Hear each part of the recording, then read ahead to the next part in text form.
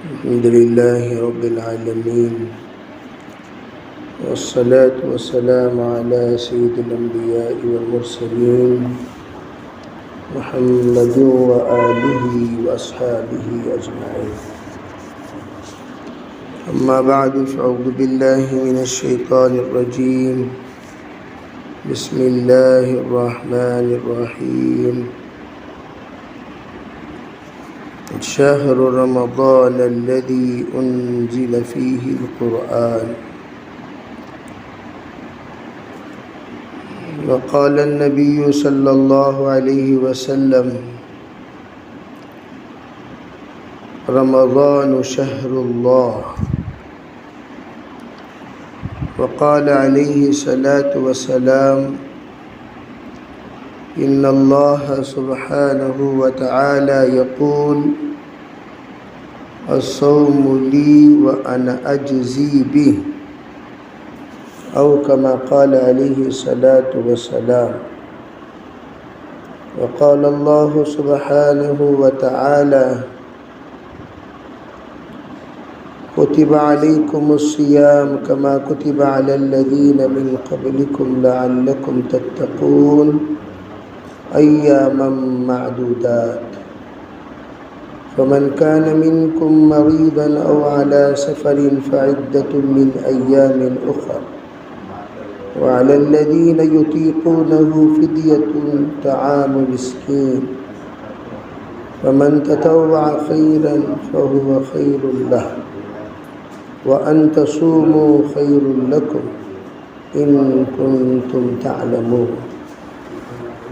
اللهم أيدنا بتأييدك، اللهم أيدنا بتأييدك، اللهم أيدنا بتأييدك يا رب العالمين. محترم معزز خواتین، اللہ تعالیٰ نے رمضان المبارک کے سلسلے میں قرآن میں بڑی تفصیل کے ساتھ اس کی وضاحت فرمائی. بہت کم احکام وہ ہیں جس کی تفصیلات قرآن میں واضح طور پر بیان کیے گئے ہیں.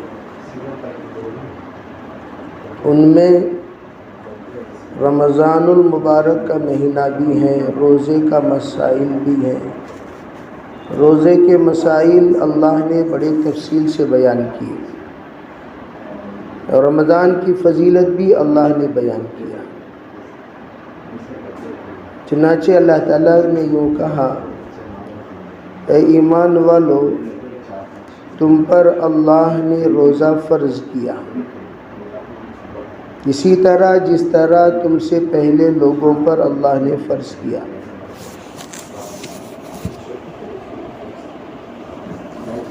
اسے پتہ چلا کہ ہمارے جیسے روزے ہیں، اس سے پہلے والوں کے بھی روزے تھے، لیکن فرق یہ ہے کہ ان کے روزے کی شکل الگ تھی اور ہمارے روزوں کی شکل الگ ہے. ان کے روزے میں صرف کھانے پینے سے ہی رکنا نہیں تھا، بلکہ نہیں بولنے کا بھی روزہ تھا. جیسے حضرت مریم علیہ السلام کے والدہ نے روزہ رکھا، اور حضرت مریم نے بھی روزہ رکھا.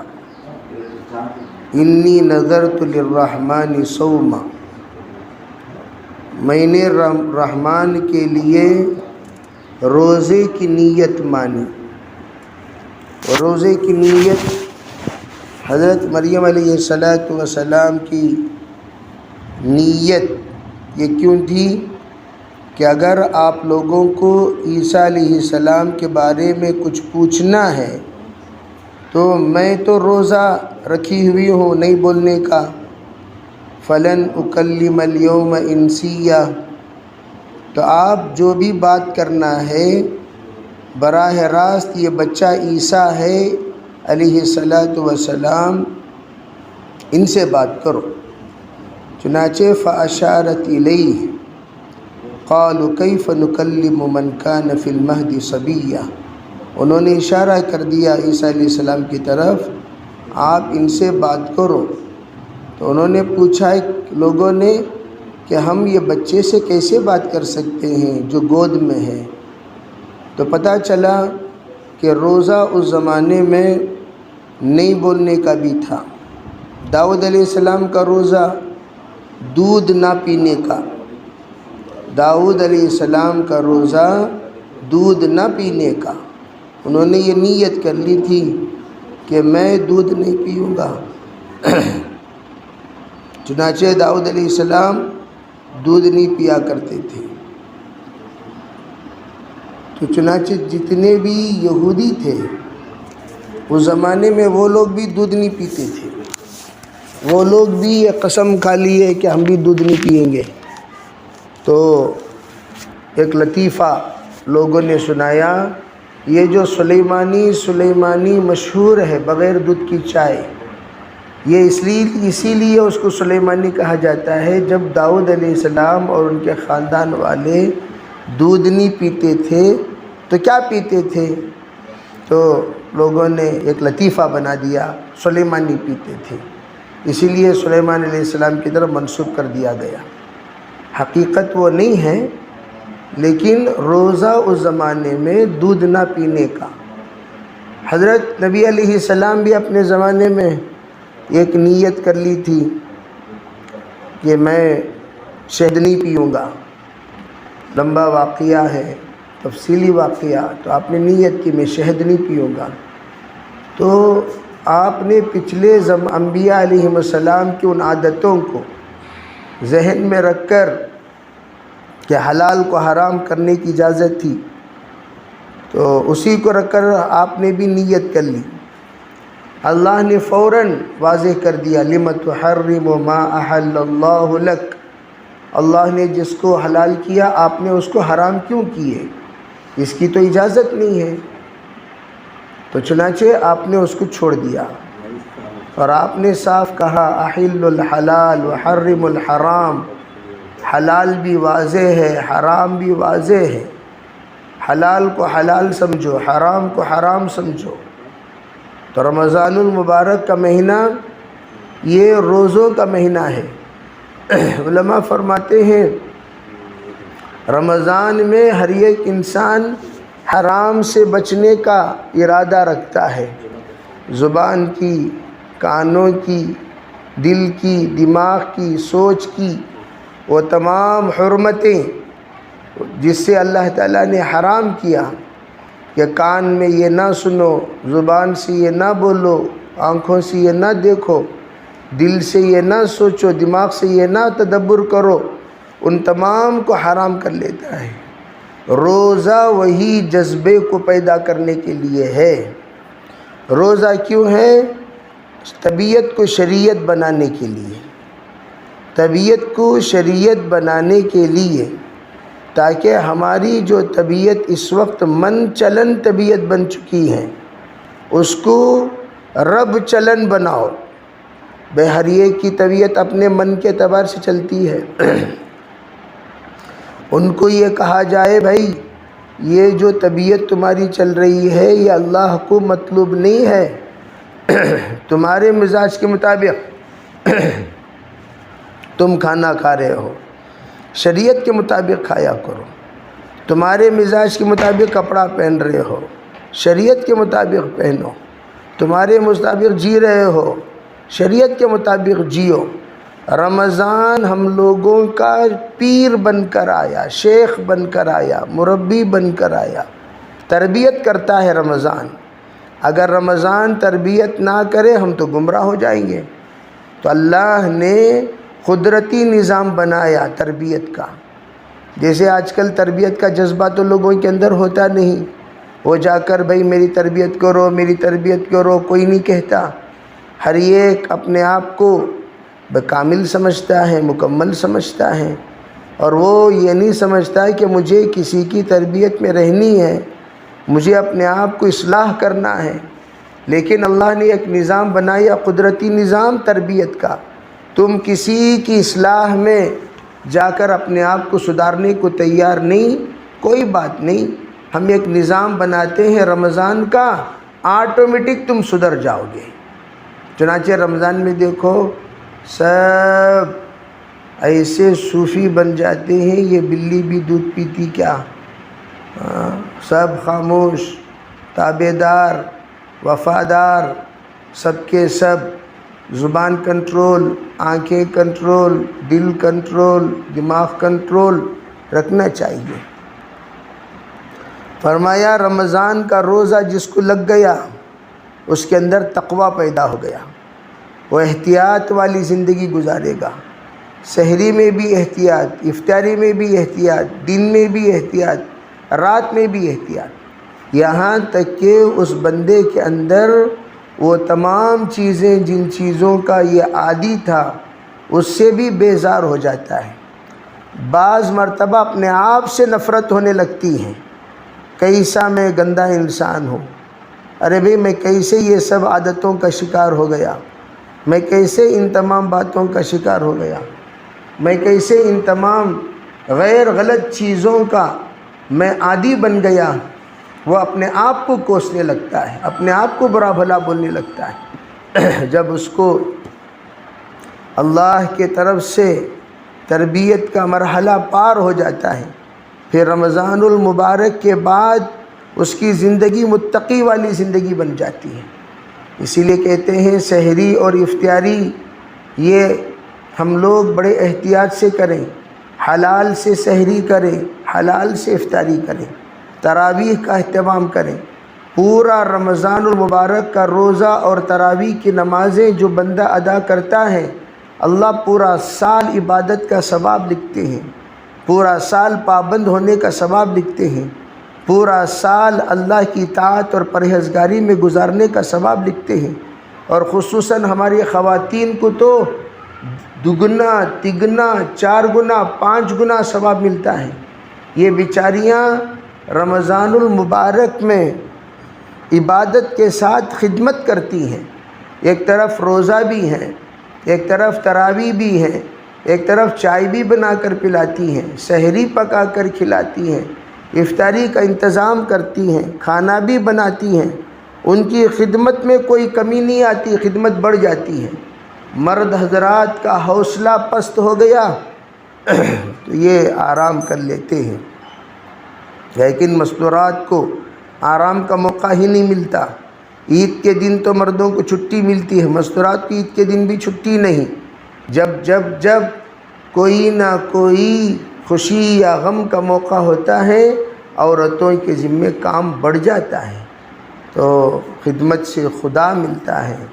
اللہ نے خواتین کو، ایک بزرگ نے کہا بے خواتین ہم مردوں کے مقابلے میں عبادت کم کرتی ہیں، یہ نہ سوچو، بلکہ مردوں کے مقابلے میں اللہ سے بہت جلد قریب ہو جاتی ہیں۔ مرد حضرات، الکاسب حبیب اللہ، حلال کمائے گا تو اللہ تعالیٰ کا محبوب بنے گا۔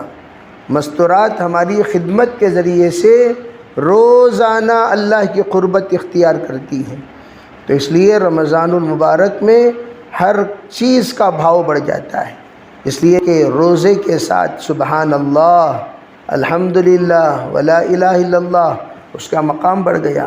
حضرت عائشہ صدیقہ کو حضور نے اسی لیے ذکر سکھائی، لا الہ الا اللہ پڑھا کرو عائشہ، تجدید ایمان ہوگا، استغفر اللہ پڑھا کرو۔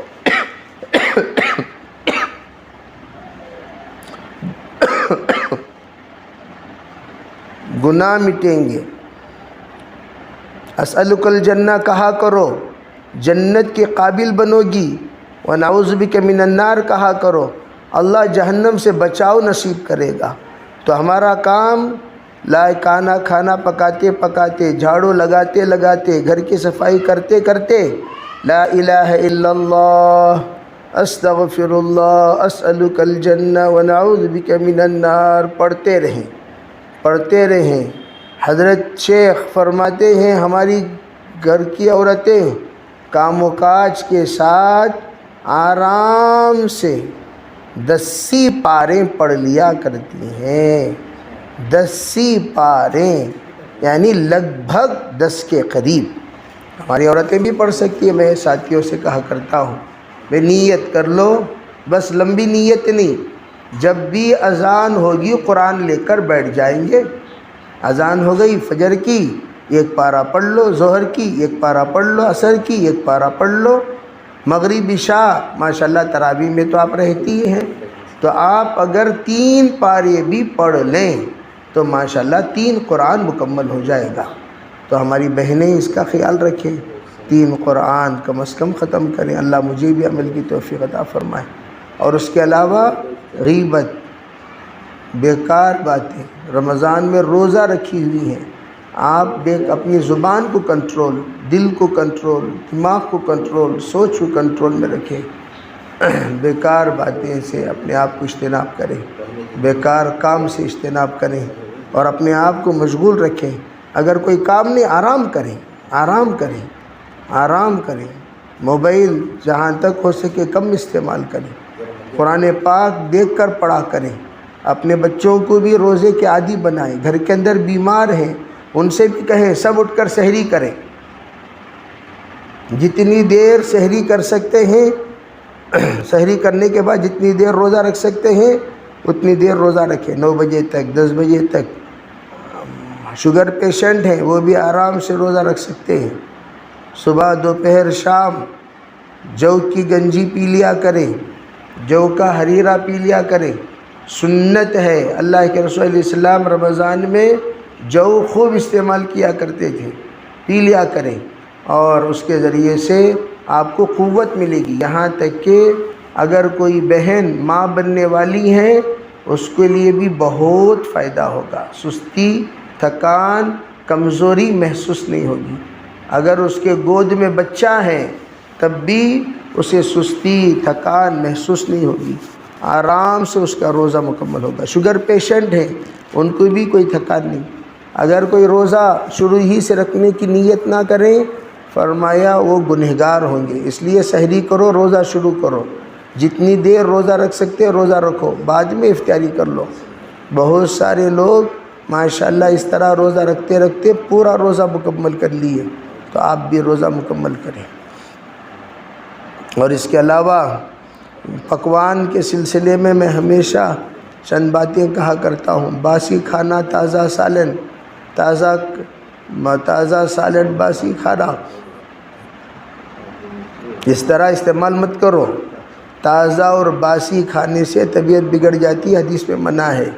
اللہ کے رسول علیہ السلام نے 2 لال گوشت کو ملا کر بنانے سے منع فرمایا۔ جو سفید گوشت کو 2 سفید گوشت کھا سکتے ہیں، 2 لال گوشت کھا سکتے ہیں، آپ نے منع کس کو کیا؟ 1 لال گوشت 1 سفید گوشت، 1 سفید گوشت 1 لال گوشت، اس طرح ملا کر کھانے سے آپ نے منع کیا۔ مرغی، مچھلی یہ سفید میں شامل ہے، اور جو بکری اور بیل، بکرے، یہ سب کے سب لال گوشت میں شامل ہیں۔ تو اس لیے لال اور سفید کو نہ ملائیں، الگ الگ بنائیں۔ اور فارم کی مرغی ہرگز نہ کھائیں۔ رمضان المبارک میں طبیعت بہت بگڑتی ہے، اور جس جانور کے اندر جو صفت ہے وہ صفت کھانے والوں میں منتقل ہو جاتی ہے۔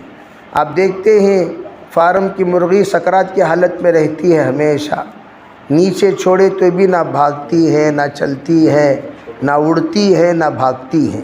اسی طرح کھانے والے بھی وہ سست ہو کر، مست ہو کر ایک ہی جگہ بیٹھ جائیں گے، اسی کی عادت ان کو پڑ جائے گی، اس لیے وہ ہرگز نہ کھائیں۔ اور کبھی بھی روزے کی افطاری میں بالکل ٹھنڈا شربت نہ پیا کریں، طبیعت معدہ گرم رہتا ہے، کھانے سے طبیعت بگڑ جاتی ہے، اس لیے طبیعت میں کبھی بھی ٹھنڈا نہ پئیں، بلکہ نارمل وارم شربت پیا کریں، نارمل پیا کریں۔ کم از کم 3 کھجور سے افطاری میں کھایا کریں، 3 کھجور کھانے میں کوئی شرط نہیں ہے، لیکن اگر اس سے زیادہ کھانا چاہتے ہیں تو سنت ہے۔ آپ صلی اللہ علیہ وسلم کنکڑی اور کھجور ملا کر کھاتے تھے، مسکا اور کھجور ملا کر کھاتے تھے، اس طرح کھا لیا کریں، انشاءاللہ بڑا فائدہ ہوگا۔ اس طرح آپ حضرات رمضان مبارک میں عبادت کے ساتھ طبیعت کا بھی خیال رکھیں۔ اگر آپ کو طبیعت تھکی ہوئی ہے، قرآن پاک سن بھی سکتے ہیں، عربی پڑھ نہیں سکتے، تھکی ہوئی ہے، سنتے ہوئے رہیں، سننے کا بھی تراویح میں بھی سنیں. جیسے مستورات ماشاءاللہ تراویح پابندی سے پڑھتی ہیں، کوئی 10 دن میں ختم کر لی، کوئی 20 دن میں ختم کی، کوئی 27 دن میں ختم کی، کوئی 29 دن میں ختم کی. تراویح پڑھیں، پورا قرآن تراویح میں سنیں، یہ ایک سنت ادا ہو جائے گی. دوسری سنت پورا قرآن پڑھیں، دوسری سنت ادا ہوگی. تیسری سنت پورا قرآن سنیں. اللہ کے رسول علیہ الصلوۃ والسلام حضرت جبریل کو قرآن سنایا بھی کرتے تھے، جبریل سے قرآن سنا بھی کرتے تھے. جس سال رمضان جس سال آپ کا وصال ہوا، اس سال کا رمضان 2 مرتبہ حضور صلی اللہ علیہ وسلم نے قرآن سنایا اور جبریل نے قرآن سنا. تو بہرحال اس کا بھی اہتمام کریں. اور چلتے پھرتے میں کہتا ہوں لا الہ الا اللہ 70,000 مرتبہ کا جو نصاب ہے اسے مکمل کریں، اپنے مرحومین کو لیے بھی بخشیں، اپنے لیے بھی بخش لیا کریں. اور تراویح اگر کوئی بہن گھر میں تراویح پڑھ رہی ہیں تو تراویح 20 رکعت پڑھے، علم ترا سے پڑھ لیں. گھر میں پڑھ رہی ہیں علم ترا سے 20 رکعت تراویح پڑھیں. 4 رکعت فرض کے ہوں گے، 2 رکعت سنت ہوگی، 20 رکعت تراویح ہوگی، 3 رکعت وتر واجب ہوں گی. پھر 2 رکعت بیٹھ کر وتر واجب کے بعد بیٹھ کر 2 رکعت نفل پڑھنا، یہ سنت ہے. آپ علیہ السلام وتر واجب کے بعد 2 رکعت بیٹھ کر پڑھا کرتے تھے. وتر ختم ہونے کے بعد آپ کا معمول تھا سبحان الملک القدوس، سبحان الملک القدوس، سبحان الملک القدوس. 3 بار سبحان الملک القدوس پڑھتے تھے. تیسری مرتبہ کھینچ کر پڑھتے تھے، جیسے کہ میں نے پڑھ کر دکھایا.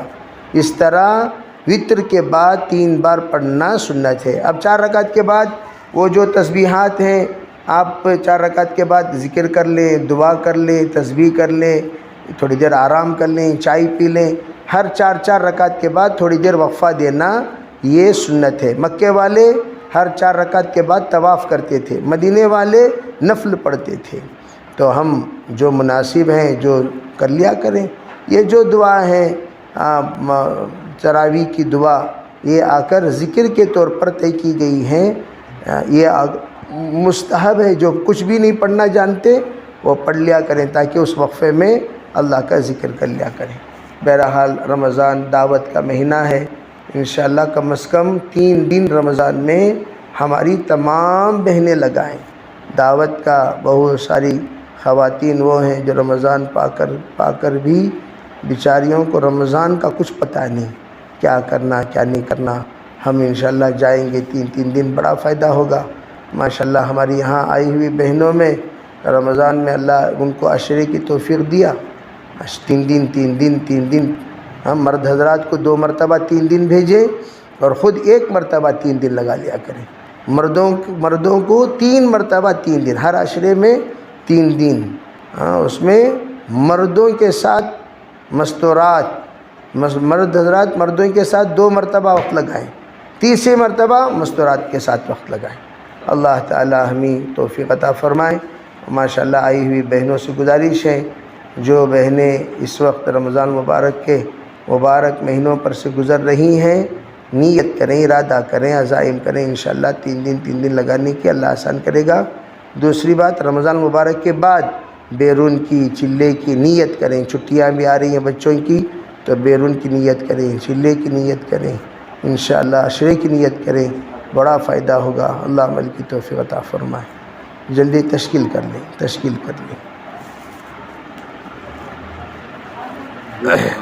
بیرون کا اب آپ چلے جا رہے ہیں تو ان کو 4-5 دن بھیج کر دو، اندرون کے چلے جمع پچھلے اس کے بعد میں مشکل دیکھوں گا.